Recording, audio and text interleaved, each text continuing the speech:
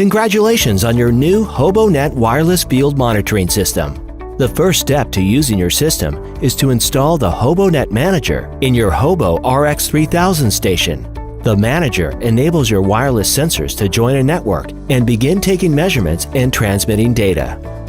First, install the RXW Manager module into the Module 1 or Module 2 slot of the RX3000 by plugging the connector into the receptacle on the station. Screw the module in place with the provided screw.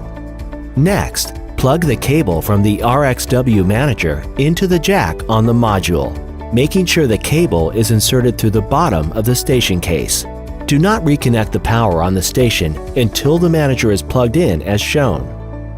Now connect the battery port connector, followed by the appropriate charging point connector on the RX3000. Once the battery cable is plugged in, you should see Initializing System flash on the LCD.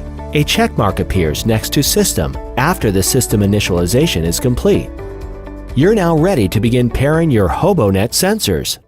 If you have any questions or concerns, please contact our technical support team. They are available to help you.